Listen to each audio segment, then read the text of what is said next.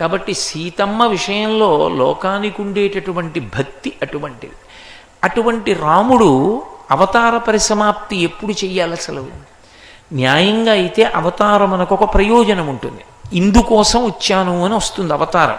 ఒక వామనమూర్తి వచ్చాడు అనుకోండి, ఏదో అన్నగారైనటువంటి ఇంద్రుడికి రాజ్యభ్రష్టత్వం వచ్చి బలిచక్రవర్తి రాజ్యాన్నంతటినీ తీసేసుకున్నాడు కనుక మళ్ళీ బలిచక్రవర్తి దగ్గర రాజ్యాన్ని తీసుకుని ఇంద్రుడికి ఇవ్వడం కోసం వామనమూర్తిగా వచ్చాడు విష్ణువు. వచ్చినటువంటి అవతారం ఇంద్రుడి దగ్గర రాజ్యం పుచ్చుకొని మళ్ళీ బలిచక్రవర్తి దగ్గర రాజ్యం పుచ్చుకొని ఇంద్రుడికి ఇవ్వడంతో అవతార పరిసమాప్తి అయిపోయింది. అవతారానికి ప్రయోజనం అయిపోయింది, అవతార పరిసమాప్తి చేసేసాడు. కానీ శ్రీరామావతారం వచ్చింది రావణ సంహారం కోసము అని అనుకుంటే చాలా పెద్ద పొరపాటు. రామాయణంలో ఆయన రాముడు అందుకు రాలేదు.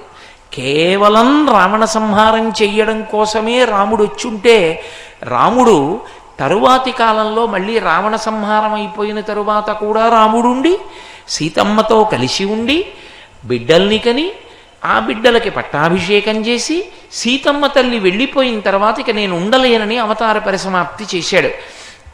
అంటే రామావతారం ఈ లోకానికి ప్రధానంగా ఒక విషయం చూపించింది. ఏది చూపించింది అంటే అన్యోన్యతని చూపించింది. దంపతుల మధ్య అన్యోన్యత ఎంత గొప్పదై ఉండాలంటే, భార్య వెళ్ళిపోతే భర్త జీవోత్సవం, భర్త వెళ్ళిపోతే ఆ మాట నేను అనకూడదు అసలు సభాముఖంగా, అది అమంగళకరం.